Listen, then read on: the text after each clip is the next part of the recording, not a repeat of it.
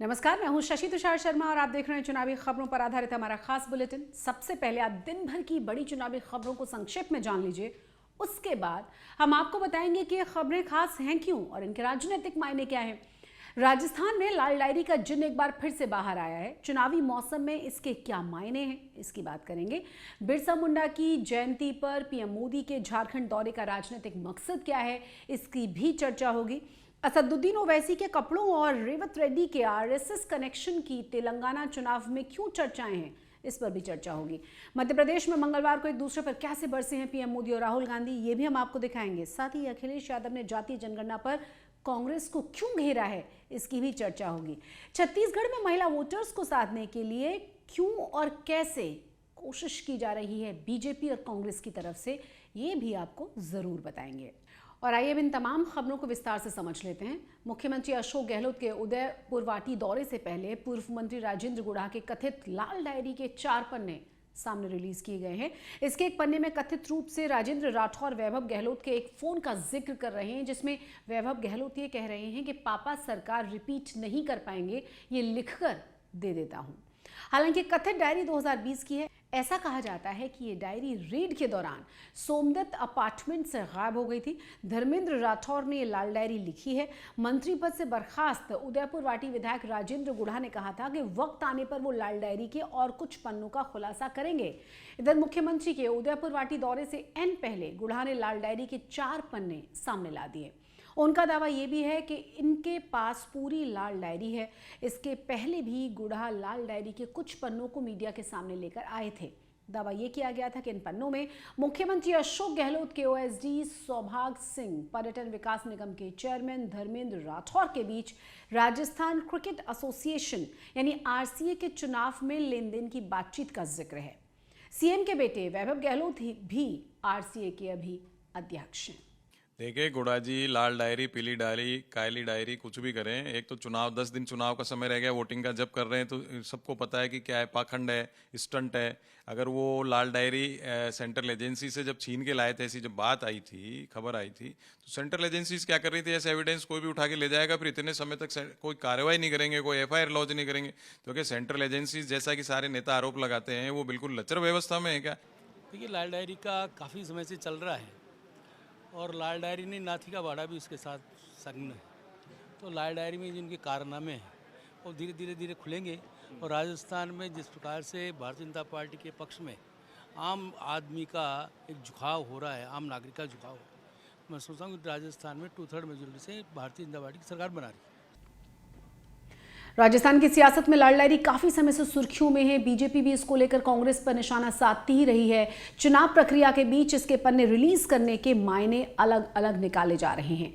उधर प्रधानमंत्री नरेंद्र मोदी 15 नवंबर को झारखंड पहुंचने वाले हैं। वो बिरसा मुंडा की जयंती के मौके पर झारखंड के विशेष रूप से कमजोर जनजातीय समूहों के लिए 24,000 करोड़ रुपए के विकास मिशन की शुरुआत करेंगे। इसके अलावा नरेंद्र मोदी बिरसा मुंडा की जन्मस्थली अलीहातू गांव का दौरा भी करेंगे और पहले प्रधानमंत्री होंगे वो वहां का दौरा करने वाले। वहीं खूंटी में आयोजित 3रे जनजातीय गौरव दिवस के समारोह में भी भाग लेंगे। अभी 5 राज्यों में विधानसभा के चुनावों के लिए प्रचार किया जा रहा है। मोदी के झारखंड दौरे को चुनावों से जोड़कर देखा जा रहा है। दरअसल दुनिया में दूसरी सबसे बड़ी जनजातीय आबादी भारत में है। भारत की जनसंख्या में इसकी बड़ी हिस्सेदारी है और लगभग 9% हिस्सेदारी मानी जाती है। आदिवासी लंबे समय से अनदेखी का शिकार होते रहे हैं, लेकिन बीजेपी का दावा अब यह है कि मोदी सरकार में जितना जनजातीय आबादी के लिए काम किया गया उतना कभी सरकारों में काम हुआ ही नहीं।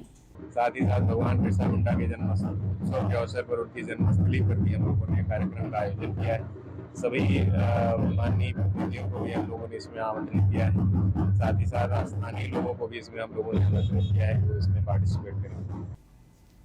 पीएम मोदी चुनावी गणित को ध्यान में रखकर आदिवासी समाज के भगवान स्वरूप बिरसा मुंडा के जरिए मध्य प्रदेश में आदिवासी समाज की 47 सीटों पर, छत्तीसगढ़ में दूसरे चरण में 77 सीटों में से आदिवासी समाज की 17 सीटों पर और राजस्थान की 18 सीटों में से पार्टी की जीत का परचम लहराने की कोशिश में है।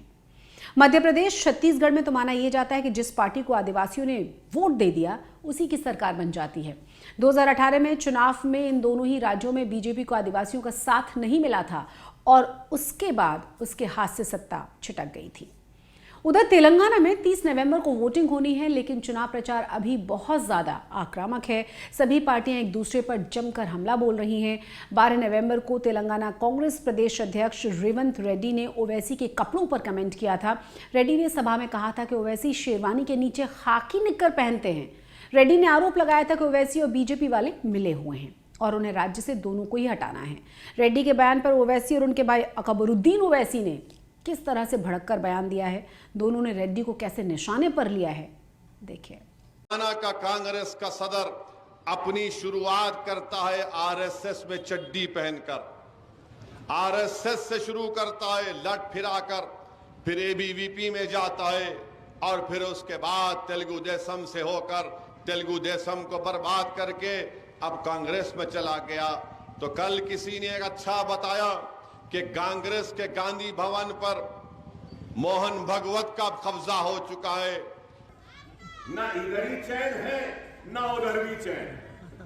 इनके खिलाफ लड़ रहे, उनके खिलाफ लड़ रहे, जुबली से क्यों लड़ रहे, वहां से क्यों लड़ रहे। अरे भाई हम कमजोर थे, आरएसएस का टिल्लू है। हेलो, बिल्कुल ऐसा ही है। नरसिम्हा राव के खत का आरएसएस से आ गया, कांग्रेस का सदर बन गया। मैं उसको आज से नया नाम देता हूं, आरएसएस का टिल्लू। दिलचस्प अब यह है कि संसद के अंदर और बाहर बीजेपी पर सबसे तीखा हमला करने वाले असदुद्दीन ओवैसी तेलंगाना में चुनाव प्रचार करते हैं और उनके निशाने पर कांग्रेस ज्यादा रहती है। लेकिन आपको ये जानकर भी आश्चर्य होगा कि पूरे देश में चुनाव लड़ने ओवैसी अपने गृह राज्य तेलंगाना की 119 सीटों में से सिर्फ 9 सीटों पर चुनाव लड़ते हैं। मतलब मन में आपके सवाल आ सकता है कि पूरे देश में जाकर अलग अलग सीटों पर चुनाव लड़ने वाला शख्स अपने गृह राज्य में सिर्फ 9 सीटों पर क्यों लड़ता है। इनमें से 7 सीटें उनके गढ़ हैदराबाद की हैं और इसे लेकर भी रेवंत रेड्डी लगातार उन पर हमलावर हैं। अब आपको सुनाते हैं कि रेवंत रेड्डी ने और क्या कहा है। बात साफ कहना चाहता हूँ, मैं यंगर डे स्टूडेंट डेज में मैं विद्यार्थी परिषद का एक्टिव मेंबर था। मैं ऑफिशियली हैव डिस्क्लोज्ड, आप लोग कोई क्या असदुद्दीन ओवैसी और किसी ने इसको ढूंढ के नहीं लाया। फिलहाल तेलंगाना का चुनाव दिलचस्प हो चला है। इसके अलावा कांग्रेस और बीजेपी के बीच जबरदस्त मुकाबला है, जबकि एआईएमआईएम के नेता बयानबाजी के जरिए दोनों ही पार्टियों को कुछ नुकसान पहुंचा सकते हैं। बीजेपी और कांग्रेस दोनों ही पार्टियों के लिए मध्य प्रदेश का चुनाव जितना महत्वपूर्ण है, दोनों ही पार्टियों ने सबसे ज्यादा जोर लगाया हुआ है इसी राज्य में। मध्य प्रदेश में बीजेपी की सरकार 20 साल से है। हालांकि पिछले चुनाव में कांग्रेस को जीत मिल गई थी, लेकिन ज्योतिरादित्य सिंधिया के कांग्रेस से अलग हो जाने के बाद बीजेपी सरकार बनाने में कामयाब हो गई। और इस बार ज्योतिरादित्य सिंधिया के लिए भी मध्य प्रदेश चुनाव नाक का सवाल है, क्योंकि उनके साथ आए कई नेता पार्टी छोड़कर दोबारा से कांग्रेस में पहुंच चुके हैं। इसी बीच सिंधिया अपने समर्थकों को जिताने के लिए एड़ी चोटी का जोर लगाए हुए हैं और उनका अंदाज भी आप ध्यान से देखिए कि मेरा और आपका अगर एक परिवार का रिश्ता है तो मेरा सदैव ये लक्ष्य होता है कि जो मेरा इलाज करे वही मेरी क्षेत्र की जनता का इलाज करे। बढ़ाकर 3000 तक जाना चाहिए कि नहीं? अगर अगर अगर जोड़ी की सरकार आई, बड़े भाई, अगर जोड़ी की सरकार आई, आपका 3000 छोड़ो, आपका 1250 भी। आपको ये जोड़ी मैन के साथ चाहिए या आपको वो जोड़ी कांग्रेस के प्रत्याशी के साथ चाहिए? कौन सी जोड़ी चाहिए? अभी मुझे सुनाई नहीं दी। कौन सी जोड़ी चाहिए? कौन सी जोड़ी चाहिए? कौन सी जोड़ी चाहिए? कौन सी जोड़ी चाहिए? कौन सी जोड़ी चाहिए? तो मेरा भावनात्मक दिल के गहराइयों से मेरी बमोरी की जनता, मेरा परिवार, मैं प्रणाम करके आपसे विनती करता हूं, मेरे हाथों को मजबूत करो, शिवराज जी के हाथों को मजबूत करो, ताकि बमोरी के विकास को हम मजबूत कर पाए। 17 तारीख को एक भी वोट नहीं छूटना चाहिए। महंत आपका बच्चा है, आपका घर का सेवक है। बहरहाल मध्य प्रदेश का चुनाव है, मध्य प्रदेश वैसे भी अजब माना जाता है और देखना यही है कि 3 दिसंबर को यहाँ रिजल्ट क्या होगा, क्योंकि जो भी नतीजा आएगा उसका असर सीधा सीधा लोकसभा चुनावों पर पड़ेगा, क्योंकि यहाँ दोनों ही पार्टियों का संगठन बहुत ज़्यादा मजबूत बताया जाता है और विधानसभा चुनावों की जीत से कार्यकर्ताओं के हौसले बुलंद होंगे। मध्य प्रदेश विधानसभा चुनाव में यूपी के पूर्व सीएम और समाजवादी पार्टी के प्रमुख अखिलेश यादव अब आर पार के मूड में नजर आ रहे हैं। कांग्रेस पर लगातार हमलावर हैं। एमपी में कांग्रेस के पूर्व अध्यक्ष राहुल गांधी जातीय जनगणना की बात कह रहे हैं। वहीं सतना में पत्रकारों से बात करते हुए अखिलेश यादव ने राहुल गांधी पर भी इसको लेकर हमला बोला है। अक्सर ही राहुल गांधी कहते हैं कि जातीय जनगणना समाज का एक्सरे है। इस पर पलटवार करते हुए अखिलेश यादव ने कहा है कि अब एक्सरे का नहीं, सीटी स्कैन और एमआरआई का जमाना आ चुका है। अखिलेश यादव ने कहा है कि जब लोकसभा में मुलायम सिंह यादव, शरद यादव, लालू प्रसाद यादव और दक्षिण भारत के नेताओं ने जातीय जनगणना की मांग उठाई थी तो कांग्रेस पार्टी ने नहीं कराई थी जातीय जनगणना। कांग्रेस ही वो पार्टी थी जिसने आजादी के बाद जातीय जनगणना नहीं कराई। आज कांग्रेस इसीलिए जातीय जनगणना कराना चाहती है क्योंकि उसका पारंपरिक वोट बैंक उसके साथ नहीं है। अब सुनिए अखिलेश यादव ने और क्या कहते हुए राहुल गांधी पर निशाना साधा। जब एक्सरे करना था तब एक्सरे किया नहीं तो बीमारी बढ़ गई। आज एमआरआई, सीटी स्कैन की ज़रूरत है। मुझे उम्मीद है कि जब कभी भी समाजवादियों को मौका मिलेगा सबसे पहले जातीय गणना कराई जाएगी। कांग्रेस वो पार्टी है जिसने आज़ादी के बाद जातीय गणना नहीं कराई। लोकसभा में नेताजी शरद यादव जी, लालू प्रसाद यादव जी, तमाम दक्षिण भारत के दल जब मांग कर रहे थे जातीय गणना की तो कांग्रेस पार्टी ने जातीय गणना नहीं कराई। आज क्यों जातीय गणना कराना चाहते हैं? क्योंकि वो जानते हैं कि उनका ट्रेडिशनल वोट उनके पास नहीं है। वो पिछड़े दलित और आदिवासियों की तरफ देख रहे हैं।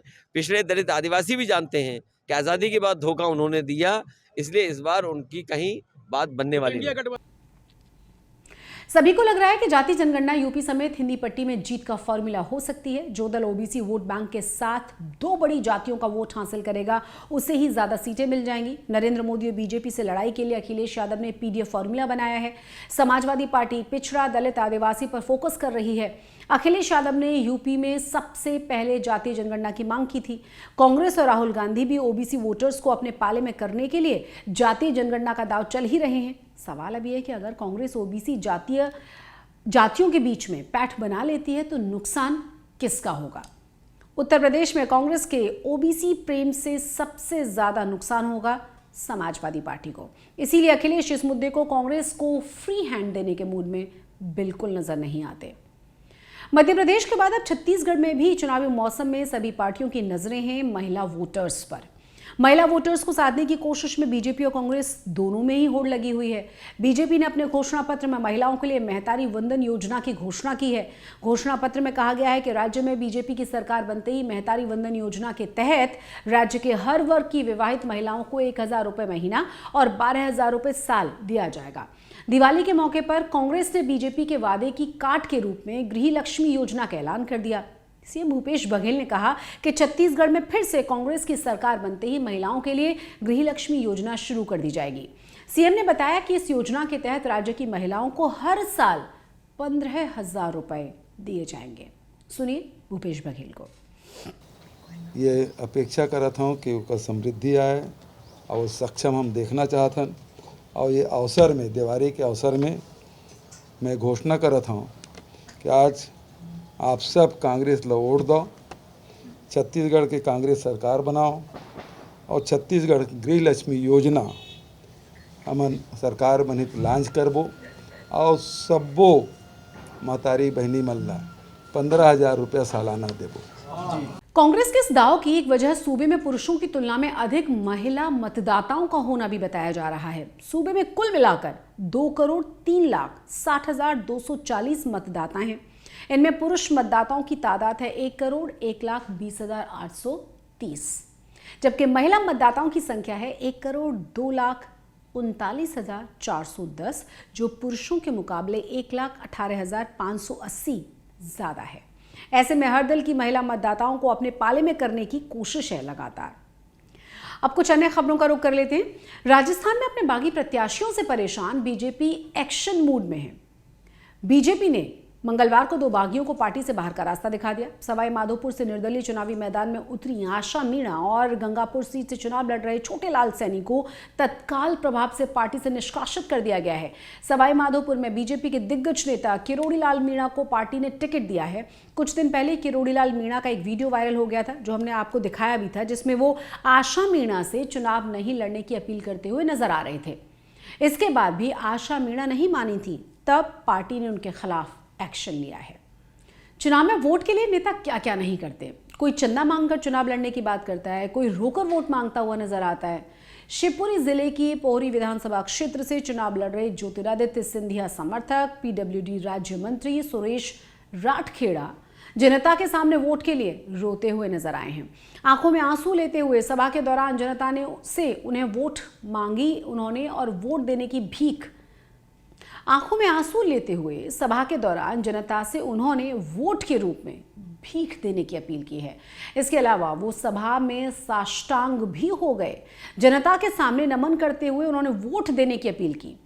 सुरेश राठखेड़ा जब इस तरह से वोट मांग रहे थे, तब उनके मुख्यमंत्री शिवराज सिंह चौहान भी इस सभा के मंच पर मौजूद थे। राठखेड़ा ने कहा है कि आपसे भीख मांगता हूं, मेरी लाज रख लो। आने वाली 17 तारीख को सभी भाई फूल को वोट दें। पोहरी विधानसभा सीट पर बीजेपी और कांग्रेस के अलावा बीएसपी के कारण त्रिकोणीय मुकाबला हो चुका है। धाकड़ यानी किरार बाहुले इस सीट पर कांग्रेस के बगावत कर चुनाव लड़ रहे हैं। प्रद्युम्न वर्मा और सुरेश राठखेड़ा का गणित बिगड़ा हुआ है और दोनों ही एक ही जाति के हैं। इस बार यहां के किरार प्रद्युम्न वर्मा की ओर ज्यादा झुकाव नजर आ रहा है। चुनावी खबरों के हमारे इस खास बुलेटिन में आज इतना ही। चुनावों से जुड़ी हुई तमाम जानकारियों के लिए और हर दिलचस्प अपडेट के लिए आप जरूर सब्सक्राइब कीजिए चुनाव आज तक को। मुझे दीजिए इजाजत। नमस्कार।